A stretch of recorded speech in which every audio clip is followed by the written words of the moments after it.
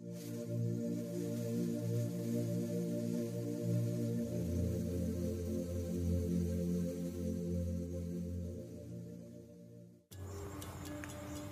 ब्रह्म महिमा अलेख शरण। नमस्कार दर्शक वृंद, आपण मानंकु आजिर राशिफल कार्यक्रम रे मु एस कुमार स्वागत जनाऊछि। प्रतिदिन निजर राशिफल जानिबा पई गुरुकृपा यूट्यूब चैनल को सब्सक्राइब करंतु और पाखरे थिबा बेल आइकन को प्रेस करी ऑल नोटिफिकेशन ऑन करी दियंतु, जहा फल रे आमे जेते बेले वीडियो अपलोड करिवो प्रथमे आपण वीडियो देखि पारिबे। आमर यही वीडियो रे आपण संपूर्ण पंचांग सहित मेष ठारू मीन पर्यंत 12 गोटी राशिर राशिफल विषय रे जानि पारिबे। वीडियो को दयाकरी शेष पर्यंत देखंतु। वीडियोटी भल लागिथिले वीडियो को लाइक करंतु एवं आपणक प्रियजन पाखु शेयर करी जणांतु। एबे आसंतु जानिबा आज दिनर संपूर्ण पंचांग विषय। आज 2025 मसीहा जुलाई मास 23 तारिख बुधवार, दिल्ली स्वराब्द सन 1432 साल, स्वाधीन भारताब्द 78 वर्ष, महिमाद 198 वर्ष। उत्कल गजपति श्री श्री गजपति दिव्यसिंह देव महाराजांकर 68 अंक। सौरस्व श्रावण मास 8 दिन, चांद्रमते श्रावण कृष्ण पक्ष चतुर्दशी तिथि, रात्रि 1 घंटा 39 मिनिट पर्यंत। आजिर सूर्योदय विरजा क्षेत्र को 5 घंटा 21 मिनिट, कर्कट लग्न 1 दंड 6 लिता गते उदय। आजिर सूर्यास्त विरजा क्षेत्र को 6 घंटा 21 मिनिट, मकर लग्न 0 दंड 56 लिता गते अस्त। आज मिथुन चंद्र 60 दंड, आरद्रा नक्षत्र अपराह्न 5 घंटा 25 मिनिट पर्यंत। आज जन्मित शिशुर मिथुन राशि, शूद्र वर्ण नरगण, अपराह्न 5 घंटा 25 मिनिट गते देवगण। आज मृत व्यक्तिर अपराह्न 5 घंटा 25 मिनिट गते एकपाद पुष्कर दोष। निषिद्ध खाद्य आज बिरी भोजन निषेध अटे। आजिर अमृत जोग प्रातरु दिबा 8 घंटा 5 मिनिट मध्य, दिबा 9 घंटा 35 मिनिट गते 11 घंटा 17 मिनिट मध्य, अपराह्न 3 घंटा 26 मिनिट गते 5 घंटा 16 मिनिट मध्य, अस्तरु रात्रि 7 घंटा 27 मिनिट मध्य एवं रात्रि 1 घंटा 52 मिनिट गते शेष रात्रि 4 घंटा 10 मिनिट मध्य। आजिर महेंद्र जोग दिबा 1 घंटा 50 मिनिट गते अपराह्न 3 घंटा 23 मिनिट मध्य एवं रात्रि 9 घंटा 26 मिनिट गते 10 घंटा 59 मिनिट मध्य। आजिर काल बेला दिबा 8 घंटा 30 मिनिट गते 10 घंटा 4 मिनिट मध्य। आजिर बार बेला दिबा 11 घंटा 38 मिनिट गते 1 घंटा 21 मिनिट मध्य। आजिर काल रात्रि रात्रि 2 घंटा 49 मिनिट गते शेष रात्रि 4 घंटा 15 मिनिट मध्य। आजिर राहु काल मध्याह्न 12 घंटा ठारू 1 घंटा 30 मिनिट मध्य रे। आज कन्या राशिर घात चंद्र अपराह्न 5 घंटा 25 मिनिट मध्य, कुंभ राशिर घात नक्षत्र, घात तिथि नाही, कर्कट राशिर घात 12। प्रिय बंधुगण, एबे आसंतु जानिबा मेष ठारू मीन पर्यंत 12 गोटी राशिर राशिफल विषय रे। राशि चक्र प्रथम राशि मेष राशि। आज मेष राशि जन्मित व्यक्ति मानक सकाशे तृतीय स्थान रे चंद्र गोचर करूछंती, शुभ फल मिलिबो। तृतीय चंद्र बलवान चंद्र, आपणकर स्वास्थ्य रे उन्नति घटिब। पूर्वरु थिबा रोग मान अपसरी जीव, शरीरर तेज वृद्धि हेब। जेउ कार्य करिबाकु चाहिबे तहिरे सफलता लाभ करिबे। हठात आपणकर कोनोसी ठारू शुभ खबर पाई मनोबल वृद्धि हेब। व्यवसाय रे अधिक लाभवान हेबे।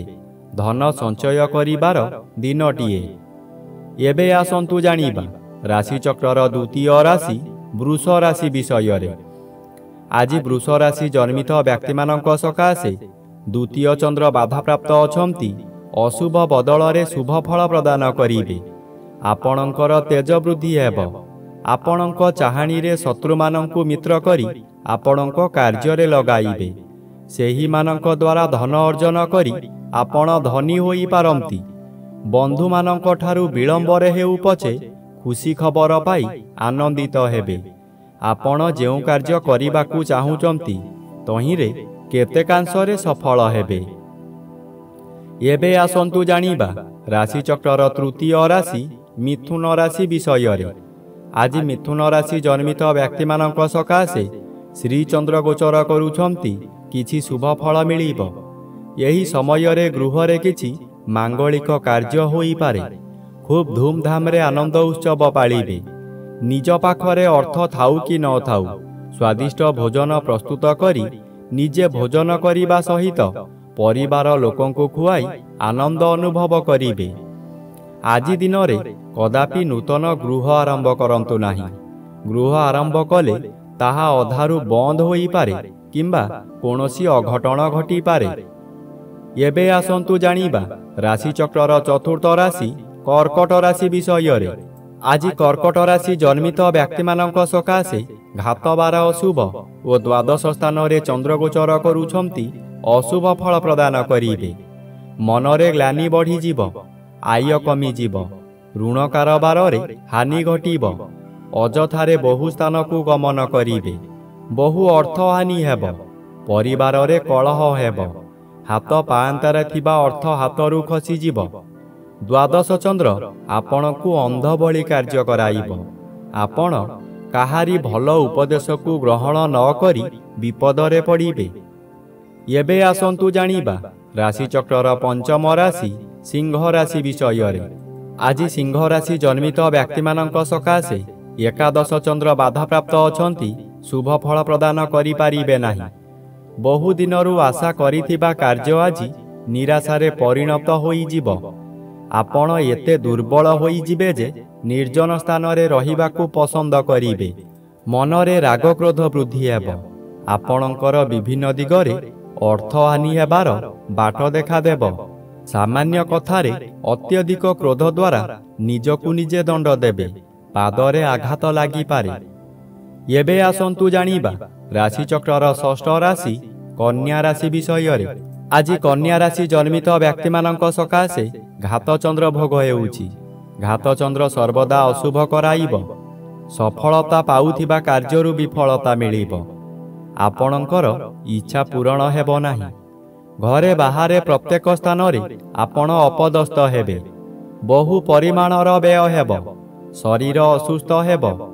ମଥା ବିଚଳିତ ରହିବା କାରଣରୁ ରାସ୍ତା ଦୁର୍ଘଟଣା ମଧ୍ୟ ହୋଇପାରେ। ଆଜି ନିଜ ମନକୁ ଶାନ୍ତ ନ କଲେ ନିଜକୁ ନିଜେ ଦଣ୍ଡ ଦେଇ ହଇରାଣ ଓ ଲୋକ ଅସା ହୋଇପାରନ୍ତି। ଏବେ ଆସନ୍ତୁ ଜାଣିବା ରାଶିଚକ୍ରର ସପ୍ତମ ରାଶି ତୁଳା ରାଶି ବିଷୟରେ।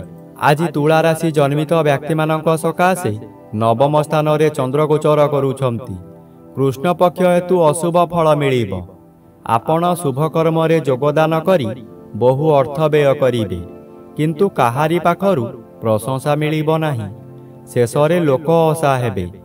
ଆପଣଙ୍କୁ ଲୋକମାନେ ପରିହାସ କରିବେ। ଆପଣଙ୍କର ଅସ୍ଥିରତା ପ୍ରକାଶ ପାଇବ। ଆପଣ କ୍ଷୋଭ ପ୍ରକାଶ କରିବେ। ମନରେ ଦୁର୍ବଳତା ପ୍ରକାଶ ପାଇବ। ଆପଣ ଯାହା ଚାହିଁବେ ତାହା କରି ନ ପାରି ଅବସାଦ ଭୋଗିବେ। ଧର୍ମ କରିବାକୁ ଚାହିଁ ମଧ୍ୟ କରିପାରିବେ ନାହିଁ। ଏବେ ଆସନ୍ତୁ ଜାଣିବା ରାଶିଚକ୍ରର ଅଷ୍ଟମ ରାଶି ବିଛା ରାଶି ବିଷୟରେ। ଆଜି ବିଛା ରାଶି ଜନ୍ମିତ ବ୍ୟକ୍ତିମାନଙ୍କ ସକାଶେ ଅଷ୍ଟମ ଚନ୍ଦ୍ର ବାଧାପ୍ରାପ୍ତ ଅଛନ୍ତି। ଅଶୁଭ ହେବା କଥା ହେବ, କିନ୍ତୁ ଏତେ ଅଧିକ ହେବ ନାହିଁ। ନବମ ରବି ଅଶୁଭ ଫଳ ପ୍ରଦାନ କରିବେ। ଆପଣ ବିଭିନ୍ନ ସ୍ଥାନକୁ ଯାତ୍ରା କରିବେ।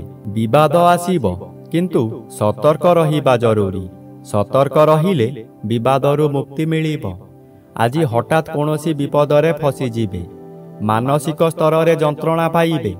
ରାତ୍ରି ଅନିଦ୍ରା ମଧ୍ୟ ହୋଇପାରନ୍ତି। ଏହି ସମୟରେ ପୂର୍ବରୁ ଥିବା ଶତ୍ରୁମାନେ ଅଧିକ ବଳବାନ ହୋଇଯିବେ। ଏବେ ଆସନ୍ତୁ ଜାଣିବା ରାଶିଚକ୍ରର ନବମ ରାଶି ଧନୁରାଶି ବିଷୟରେ। ଆଜି ଧନୁରାଶି ଜନ୍ମିତ ବ୍ୟକ୍ତିମାନଙ୍କ ସକାଶେ ସପ୍ତମ ସ୍ଥାନରେ ଚନ୍ଦ୍ରଗୋଚର କରୁଛନ୍ତି, ଶୁଭ ଫଳ ମିଳିବ। ଆପଣଙ୍କ ପରିବାର ମଧ୍ୟରେ ହସ ଖୁସିର ଉତ୍ତମ ବାତାବରଣ ଆସିବ। ଏହି ସମୟରେ ଆପଣଙ୍କ ଜନ୍ମସ୍ଥାନଠାରୁ ଦୂରରୁ ଖୁସି ଖବର ମିଳିବ। ଆୟ ବୃଦ୍ଧି ହେବ। ସ୍ୱାମୀ କିମ୍ବା ସ୍ତ୍ରୀ ଜଣେ ଅନ୍ୟ ଜଣଙ୍କୁ ନିବିଡ଼ ଭାବରେ ଭଲ ପାଇବେ। ଯାହା ବ୍ୟବସାୟ କରୁଛନ୍ତି ତହିଁରେ ଆଶାଠାରୁ ଅଧିକ ଆୟ ହେବ। ଭବିଷ୍ୟତ ସକାଶେ ସଞ୍ଚୟ ହେବ। ଏବେ ଆସନ୍ତୁ ଜାଣିବା ରାଶିଚକ୍ରର ଦଶମ ରାଶି ମକର ରାଶି ବିଷୟରେ। ଆଜି ମକର ରାଶି ଜନ୍ମିତ ବ୍ୟକ୍ତିମାନଙ୍କ ସକାଶେ ଷଷ୍ଠ ସ୍ଥାନରେ ଚନ୍ଦ୍ରଗୋଚର କରୁଛନ୍ତି, ଶୁଭ ଫଳ ମିଳିବ। ଷଷ୍ଠ ଚନ୍ଦ୍ର ବଳବାନ ଚନ୍ଦ୍ର। ଆପଣଙ୍କ ପରିବାର ମଧ୍ୟରେ ଖାଲି ଆନନ୍ଦ ହିଁ ଆନନ୍ଦ ମିଳିବ। ଯେଉଁ କାମରେ ହାତ ଦେବେ ତହିଁରେ ସଫଳତା ନିଶ୍ଚୟ ପାଇବେ। ବ୍ୟବସାୟ କରୁଥିବା ବ୍ୟକ୍ତିମାନେ ବ୍ୟବସାୟରେ ଆଶାଠାରୁ ଅଧିକ ଲାଭବାନ ହେବେ। ପୂର୍ବରୁ ଆପଣ କରିଥିବା ଋଣ ଏହି ସମୟରେ ପରିଶୋଧ କରିପାରିବେ। ପାଖରେ ଅର୍ଥର ଅଭାବ ରହିବ ନାହିଁ। ଏବେ ଆସନ୍ତୁ ଜାଣିବା ରାଶିଚକ୍ରର ଏକାଦଶ ରାଶି କୁମ୍ଭ ରାଶି ବିଷୟରେ। ଆଜି କୁମ୍ଭ ରାଶି ଜନ୍ମିତ ବ୍ୟକ୍ତିମାନଙ୍କ ସକାଶେ ଘାତ ନକ୍ଷତ୍ର ଅଶୁଭ ଓ ପଞ୍ଚମ ସ୍ଥାନରେ ଚନ୍ଦ୍ରଗୋଚର କରୁଛନ୍ତି, କୃଷ୍ଣପକ୍ଷ ହେତୁ ଅଶୁଭ କରାଇବ। ଆପଣଙ୍କ ମନ ଅସ୍ଥିର ରହିବ। କଥା କଥାକେ ଆପଣ ରାଗିଯିବେ। ଶରୀର ଅସୁସ୍ଥ ହେବ। ଦୁଃଖ ଯନ୍ତ୍ରଣାରେ ଆପଣ ଜର୍ଜରିତ ହୋଇପଡ଼ିବେ। କରୁଥିବା କାର୍ଯ୍ୟରେ ବାଧା ଆସିବାରୁ ଆପଣ ହତାଶ ହୋଇପଡ଼ିବେ। ରାଗ ଶାନ୍ତ ନ କଲେ ବହୁ ଶତ୍ରୁ ସୃଷ୍ଟି ହେବେ। ପରିବାରରେ ପିଲାମାନେ ଅମାନିଆ ହୋଇଯିବେ। ଏବେ ଆସନ୍ତୁ ଜାଣିବା ରାଶିଚକ୍ରର ଦ୍ୱାଦଶ ବା ଶେଷ ରାଶି ମୀନ ରାଶି ବିଷୟରେ। ଆଜି ମୀନ ରାଶି ଜନ୍ମିତ ବ୍ୟକ୍ତିମାନଙ୍କ ସକାଶେ ଚତୁର୍ଥ ଚନ୍ଦ୍ର ଅନ୍ୟ ଗ୍ରହ ଦ୍ୱାରା ବାଧା ପାଉଥିବାରୁ ଶୁଭ ଫଳ ବଦଳରେ ଅଶୁଭ ଫଳ ମିଳିବ। ଆପଣ କାହାରି ପ୍ରରୋଚନାରେ ପଡ଼ି ବହୁତ ସ୍ଥାନକୁ ଭ୍ରମଣ କରିବାକୁ ଯିବେ। ଆପଣଙ୍କର ସଞ୍ଚିତ ଧନମାନ ଅଯଥାରେ ଖର୍ଚ୍ଚ କରିବେ। ଚତୁର୍ଥ ଗୃହ ବିଦ୍ୟାଗୃହ ଓ ମାତୃଗୃହ ହୋଇଥିବାରୁ ବିଦ୍ୟାର୍ଥୀମାନେ ବିଦ୍ୟା ପଠନରେ ଦୁର୍ବଳ ରହିବେ। ମାତାଙ୍କର ଶରୀର ଅସୁସ୍ଥ ରହିବ। ଥଣ୍ଡା କାଶ ଆଦି ଲାଗି ରହିବ। ଆପଣଙ୍କର ଦୁଃଖ ପରେ ଦୁଃଖ ମାଡ଼ି ଆସିବ।